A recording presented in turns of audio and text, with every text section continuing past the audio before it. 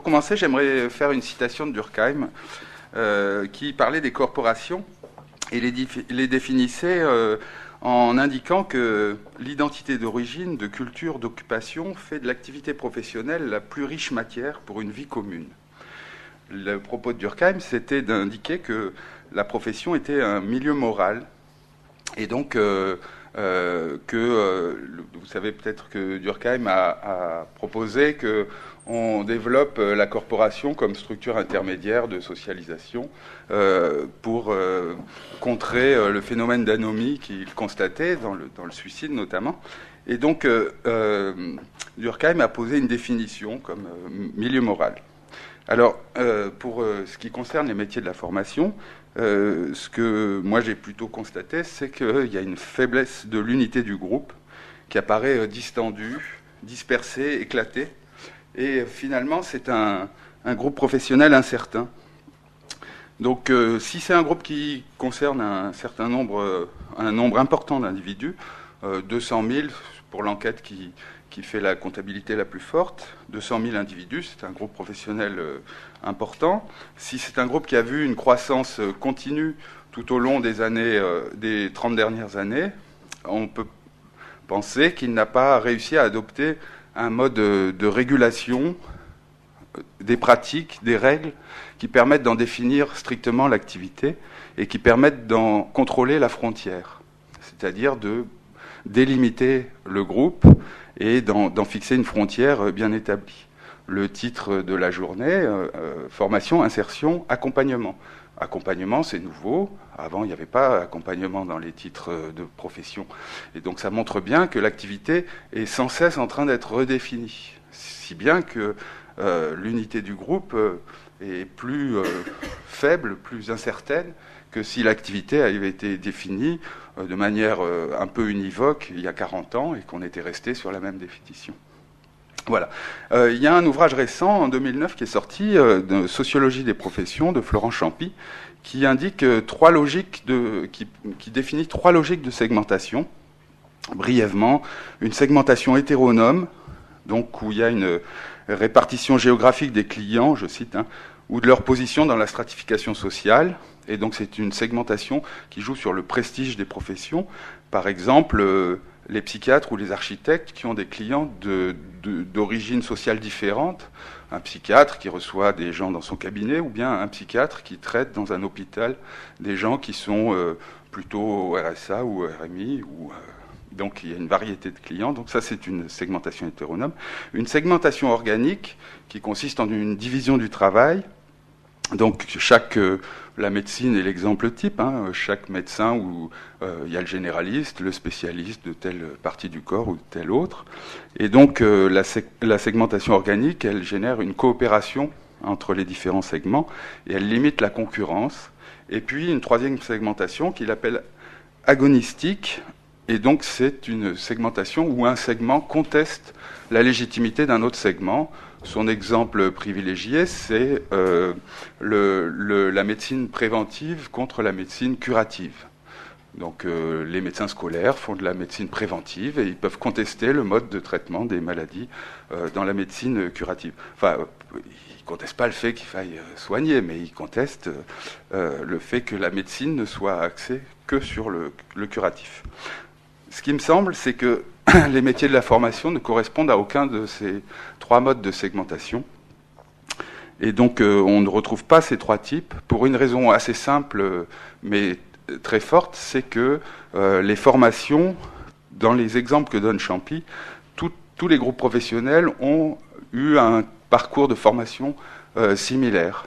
Enfin, tous les membres d'un groupe professionnel ont eu un parcours de formation similaire, c'est-à-dire que pour être cardiologue, il faut avoir d'abord été généraliste, et donc il y a une unité qui se fait, une unité qui passe par un mode de socialisation, et une unité qui se fait dans tous les segments.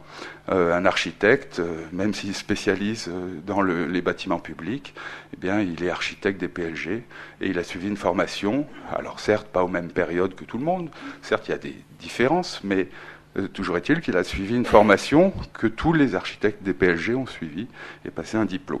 Donc dans les métiers de la formation, on verra un peu plus loin, se fait n'apparaît pas.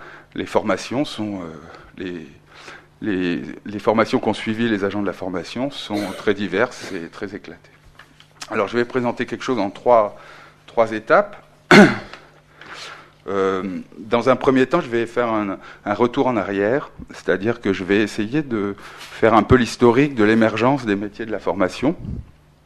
C'est ce que les historiens appellent un exercice de rétroduction, c'est-à-dire qu'on part du présent pour l'éclairer par le passé, mais en connaissant le point d'arrivée. On n'éclaire pas les situations antérieures par elles-mêmes, on ne voit pas tout ce qu'elles contiennent de possible, mais on cherche à comprendre le présent par le passé. Et on va voir que la question de la professionnalisation est un élément important qui a structuré les métiers de la formation. C'est un débat qui existe depuis 40 ans, la professionnalisation des métiers de la formation, sous d'autres termes. Hein. On verra aussi qu'on est passé d'une terminologie, si on résume succinctement, on est passé du terme formateur au terme métier de la formation. Et donc c'est bien l'émergence de cette catégorie. Puis je pointerai quelques éléments statistiques qui montreront une sorte de contradiction du processus. Donc ça montrera l'éclatement du groupe professionnel et sa fragilité, et puis avec notamment les statistiques sur le salaire. Et enfin, en fonction du temps qui me restera, j'essaierai de montrer la segmentation en termes d'identité par une analyse textuelle d'entretien biographique qui montre une polarité et l'absence de définition commune entre divers professionnels en exercice, la seule définition commune étant une définition négative, c'est-à-dire qu'ils s'accordent tous pour dire qu'ils ne sont pas enseignants, mais ils ne s'accordent pas, et encore il y a même des exceptions, mais ils n'ont pas une définition positive commune de leur identité. Voilà, alors première partie, donc l'émergence des métiers de la formation, donc l'émergence en quelque sorte du groupe professionnel. Noël Thérault avait écrit en 1994 un chapitre d'un ouvrage qui s'appelait Les métiers de la formation, où il retraçait l'historique, et il montrait que entre 1789 et 1971, on était passé de militants et de bénévoles à des professionnels, et que en 71, selon son expression, on était rentré dans le temps des formateurs. La chronologie que moi j'ai investie montre quelque chose d'un peu différent. Sur le temps long, il y a bien un processus de professionnalisation tel que l'a décrit Noël Thérault, mais sur un temps plus court, on s'aperçoit que 1971 n'est pas une date clé. C'est-à-dire qu'il n'y a pas de changement dans la définition des formateurs entre 70 et 72. Le changement se fait bien plus tard, il se fait en 88, à la signature de la convention collective des organismes de formation. Si on essaye de chronologiser l'émergence des métiers de la formation et les discours sur les agents de la formation, on peut identifier plusieurs périodes. Une période qui correspond, premier point, à un refus de la professionnalisation et qui va des années 60 jusqu'aux années 88, jusqu'aux années 82, disons.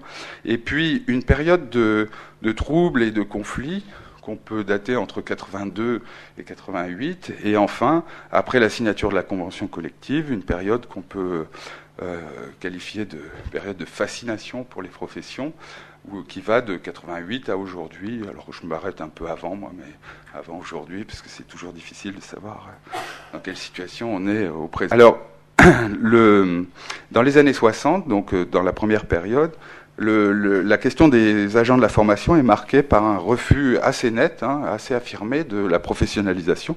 C'est un processus classique des métiers de l'État-providence.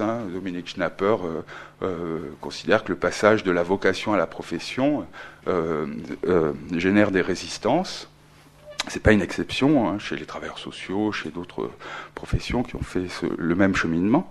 Mais dans les métiers de la formation, donc, ce qui est particulier, c'est que on prône dans les années 60 ce qu'on appelle une démultiplication. On considère qu'il faut, donc c'est une citation de Schwartz, de Bertrand Schwartz, du QCES. Vous connaissez probablement le QCES ici. Donc Bertrand Schwartz considère qu'il faut passer des Alors que jusqu'ici, je cite, les mêmes hommes, en l'occurrence des professeurs, formaient chaque année d'autres hommes. Nous devons au contraire, dans une première phase, former des hommes qui deviendront instructeurs, qui dans une seconde phase formeront à leur tour des hommes qui eux-mêmes deviendront instructeurs, et ainsi de suite. C'est un qui forme 10, qui forme 100. C'est toujours une citation de Schwartz. Et donc la démultiplication, c'est la mobilisation de l'ensemble de la population pour le développement de l'éducation permanente. C'est un projet de société plus qu'un projet strictement éducatif, c'est une transformation sociale. Et dans ce cas-là, on comprend bien que la professionnalisation, c'est-à-dire l'appropriation par un groupe professionnel d'une activité, ça générerait un échec de l'éducation permanente. Donc on peut considérer que dans cette période, il y a un refus de la professionnalisation. Et ce refus, on le voit réaffirmé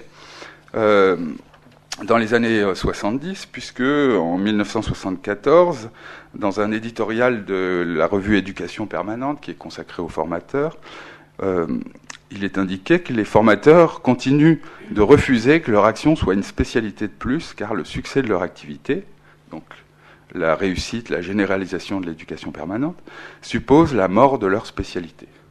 Il ne faut pas qu'il y ait de spécialité, donc c'est très explicite là. Alors il y a quelques débats. Hein. Un des thèmes, c'est les formateurs. La formation est-elle un métier, hein. Mais même s'il y a quelques débats, l'ambiance générale, c'est plutôt un refus de la professionnalisation. On le voit également réaffirmé, également dans les années 70.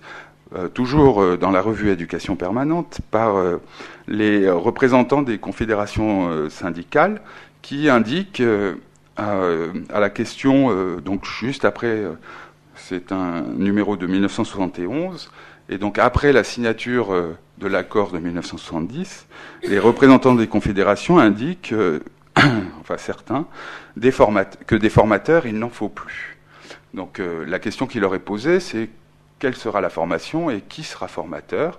Et ils répondent, j'ai oublié mon PowerPoint en fait, et ils répondent, tu vois, je t'avais dit que je n'avais pas ça, ils répondent que des formateurs, il n'en faut plus. Pourquoi? Pour une autre raison que celle qu'on a vue précédemment, pour une raison qui est une croyance pédagogique, c'est-à-dire que, alors ce sont les responsables de la CFDT et de FO, qui est que le groupe va se former par lui-même. Et donc des formateurs, il n'y en a pas besoin, puisque finalement c'est l'apprenant qui va... c'est peut-être pas le vocabulaire de l'époque, mais enfin c'est le stagiaire qui va se former par lui-même, et il suffit qu'il y ait un organisateur de situation pédagogique, c'est la citation, pardon, donc quelqu'un qui prévoit une salle et des conditions matérielles, et puis après ça se fera tout seul. Voilà, donc c'est une espèce d'utopie pédagogique. L'éducation permanente dans les phrases de Schwartz, c'était une autre utopie, mais celle-là c'en est une. Et donc ces deux représentants de confédération refusent qu'il y ait un groupe professionnel. La CGT a une position un peu différente. Elle veut un système proche de l'AFPA, avec un service public de formation. La CFDT aussi voulait un service public de formation, mais un système proche de l'AFPA, où les formations sont garanties par l'éducation nationale et l'AFPA et les employeurs, et où les formateurs peuvent être des enseignants, mais à condition qu'ils se forment à la pédagogie pour adultes.